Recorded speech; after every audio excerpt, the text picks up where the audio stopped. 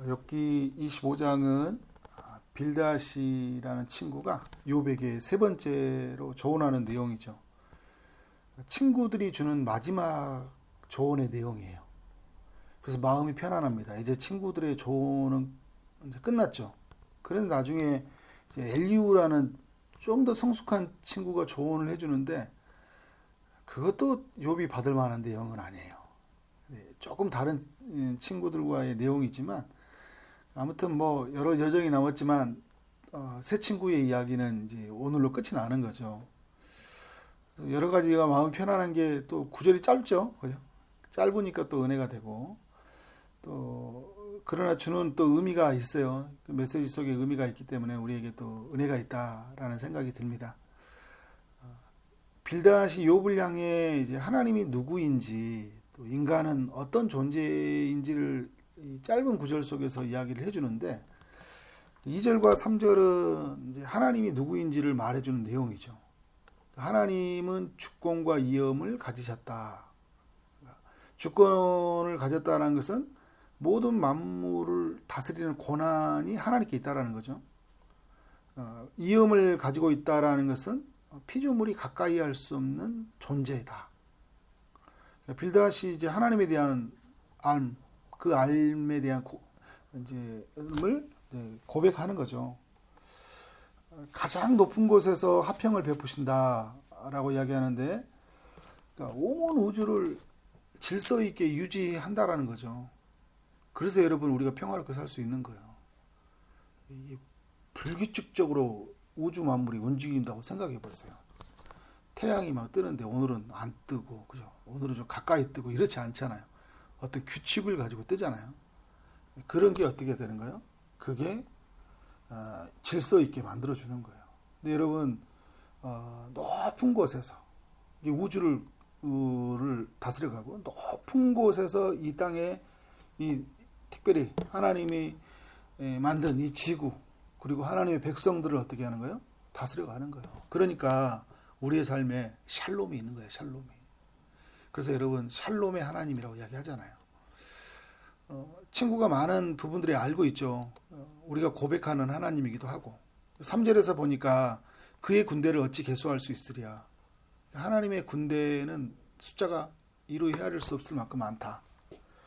야곱이 형 에서를 만나러 가는 길에 형은 크고 또 형이 데리고 온 군사는 되게 많고 꼼짝없이 형한테 두들겨 맞든지 아니면 맞아 죽든지 똑같은 말이네, 그죠? 아무튼 너무 무서웠는데 누구를 봅니까? 하나님의 군대를 보잖아요. 마하나임의 하나님, 그죠? 하나님의 군대를 보고 힘을 얻어요.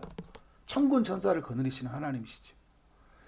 그러니까 이와 같이 하나님의 군대는 계수할 수 없을 만큼, 그러니까 숫자로 셀 수 없을 만큼, 인간의 눈으로는 셀 수 없을 만큼 많다라는 거예요. 그리고 그가 비추는 광명을 받지 않는 자가 누구냐? 그러니까 하나님이 빛을 다 비춰줬기 때문에 일반 은총으로 비춰주는 빛이 있고, 그리고 특별 은총이라고는 하죠. 하나님의 백성들에게는 특별한 은총들을 비춰주셨는데, 그러니까 일반 은총 속에서 뭐 자연의 빛으로 비춰주시는 것들, 그리고 모든 우리 삶을 살아가면서 우리가 볼 수 있고 알 수 있고 깨달을 수 있고 하는 이 모든 것을 하나님이 하셨죠. 그러니까 인류는 이 빛을 받지 않은 사람이 없어요. 이 빛 아래에서 다 태어나고 다 그렇게 살아가는 거죠. 빌닷이 왜 이런 말을 욥에게 해주는 걸까요? 그러니까 욥이 죄를 지었던 이유는, 욥은 죄인으로 보고 있잖아요. 그러니까 욥이 죄를 지은 이유는 이 하나님에 대한 알미 없기 때문이다. 이 하나님을 알았다면 죄를 지을 수 없다라는 거예요. 또 자기가 죄인인지를 모르는 건 이유는 뭐냐면 이 하나님에 대한 알미 없기 때문에. 하나님을 알면 자기를 어떻게 하는 거예요?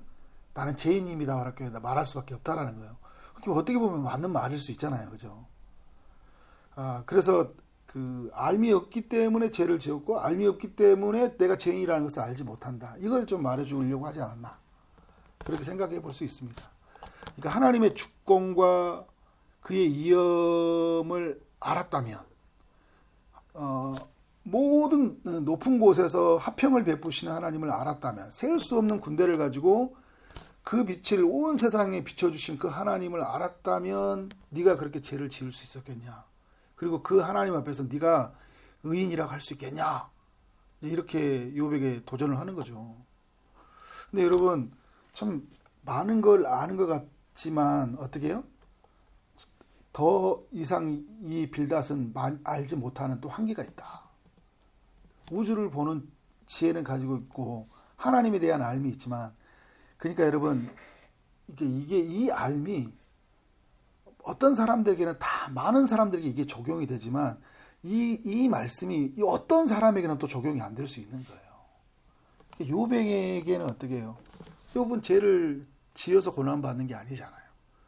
그러니까 욥에게는 어떻게 이 말씀이 그렇게 은혜로운 말씀이 안 돼요. 그러니까 하나님에 대한 고백이 은혜가 되지만, 근데 이것이 어떻게 해요? 지금 상황하고 맞지는 않잖아요. 그러면서 4절부터 이야기하는 거예요. 인간이란 누구냐?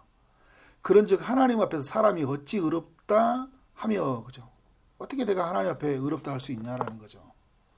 여자에게서 난 자가 어찌 깨끗하다 하랴. 그러니까 그 여인의 아래에서 태어난, 그러니까 아담 아래에서 태어난 사람은 어떻게 할 수 있어요? 다 죄 아래에서 태어나잖아요. 그러니까 인간의 몸을 입고 태어나면 깨끗해질 수 없다라는 거예요. 그런데 여러분, 이 빌닷이 욥하고 좀 다른 게 뭐냐면, 욥은요, 이 정도 지식은 이제 내일도 26장 이후에 보면 이건 그냥 욥도 다 아는 거예요. 이전에 욥이 고백했던 것처럼 이건 너만 아는 게 아니라 다 아는다 이야기를 하면서, 또 욥이 그 고백했던 내용이 이전의 내용들 보면 하나님을 어떻게 해요?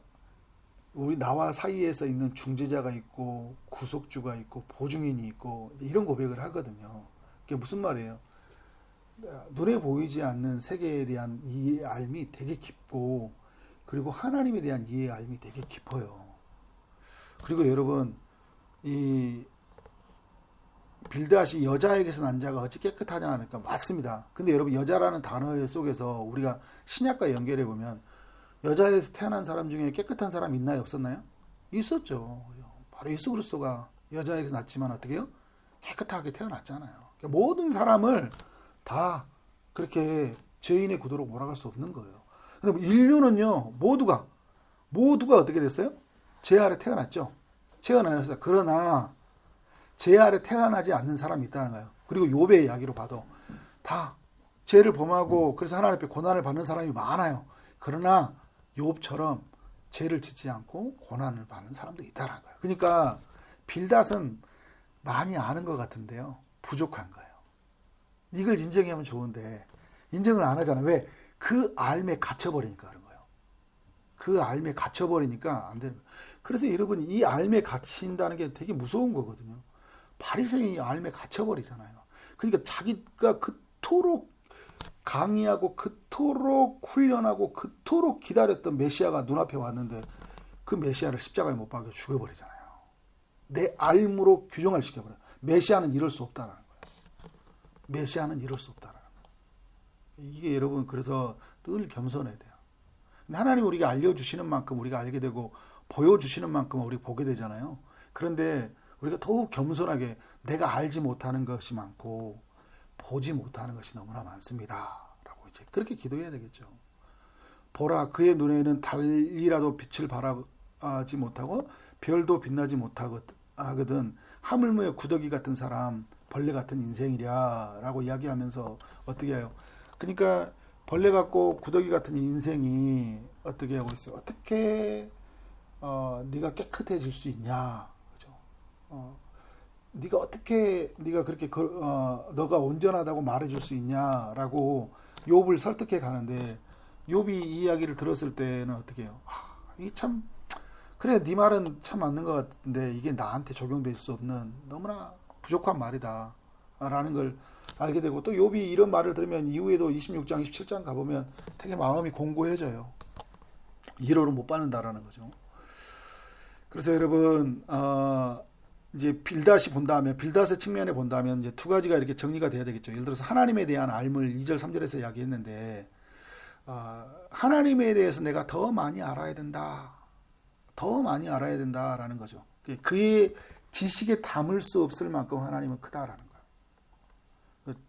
성경을 공부해보고 제가 이렇게 성경을 이렇게 매년 3년 주기로 하잖아요. 매일 여러분도 이제 같이 새벽기도 하시는 게 알겠지만 한 장을 진짜 이렇게 다 살펴봅니다. 어떤 구절만 보는 게 아니라. 그리고 이게 3년 동안 쭉 보고 이제 두 번째 하잖아요. 이전에 제가 기쁨의 동산교회에서 3년 동안 제가 매일 이걸 10문장으로 정리를 했어요. 이 기쁨의 동산교회에서는 매일 아침에 일어나서 이 한 장 한 장을 가지고 10문장으로 정리해서 막 성도들과도 공유했던 적이 있었는데, 그러니까 지금 어떻게 보면 세 번째 한 장 한 장씩 깊이 이렇게 보고 있거든요. 근데 진짜 모르는 게 많다라는 거예요. 모르는 게 너무 많아요. 그 단어 또 하나 속에서 깊은 의미가 있습니다. 성경 전체의 문맥에서 주는 또 하나님에 대한 알미 있어요. 그러니까 우리의 지식에 담을 수 없을 만큼 신비로운 일들. 그러니까 또 우리 성도님들도 보면서 그렇거든요. 이게 참 인간이라는 그 존재를 알아간다는 건 너무 어려운 일이다. 그러니까 그래서 욥이, 그러니까 빌닷이 인간에 대한 이해도 되게 짧다라는 게 느껴진 게 뭐냐면, 자, 여러분, 인간은 타락한 존재이기 때문에 구더기 같고 벌레 같은 인생이 맞아요. 그러나 여러분, 인간은요, 창조의 형상으로서 존귀한 자예요. 이런 구도로 바라보는 것도 맞아요. 그런데 우리가 이랬잖아요. 벌레 같은 인생. 내가 너무 죄 많지. 나를 자책하고, 나를 후회하고, 나를 반성하는 의미에서 그렇게 나를 낮추는 것도 필요하죠. 그러나 여러분, 나는 어떤 존재예요? 하나님의 형상으로서 만들어준 존귀한 사람이기도 한 거예요. 이 두 가지를 다 같이 봐야 돼요. 나는 하나님의 사람이다. 하나님의 작품이다. 핏값으로 산 존재이다. 그런데 어떻게 해요? 죄 많은 나를 보면서 참 구더기 같은 내 인생이다. 또 이렇게 한편에서 보는 거잖아요. 이걸 같이 볼 수 있어야 돼요. 같이 볼 수 있어야 돼요. 그러니까 제가 우리 권사님도 아침에 제가 새벽기도 하다가 아프시냐 이렇게 물어보니까 또 이렇게 호르몬 주사 맞아야 되고 막 이런 상황을 이야기하잖아요. 말 들어볼 때 또 그러시니까 또 이렇게 또 삶을 또 이렇게 살 수 있구나. 들어보니까 알에 대한 이해가 조금 더 커지잖아요. 그 다 아는 게 또 아니에요. 그렇기 때문에 알기 때문에 당신이 이렇습니다라고 말할 수도 없는 거예요. 그 알려주는 알면서 그 사람을 이해해주고 그 사람을 축복해주고 기도해주는 거죠. 우리 하나님의 사람들이 하는 거죠. 근데 그걸 규정화시켜가지고 당신은 이러니까 당신은 이런 사람입니다. 또 이렇게 하면 안 되는 거죠. 그러니까 우리는 인간을 대할 때도 그렇고요. 하나님을 대할 때도 저는 이렇게 말씀 보면서 이게 우리 또 겸손해야 된다. 또 겸손해야 된다. 이 빌닷이라는 정말 이 탁월한 현인이 이렇게 그 당시를 시대를 이끌어갔던 지혜자인데 지금 이 시대의 성경으로 딱 눈을 보니까 부족함이 있는 거예요. 그러면 저도 이렇게 빌닷이 이렇게 부족하다고 감히 이야기하는데 그러면 저는 어떨까요?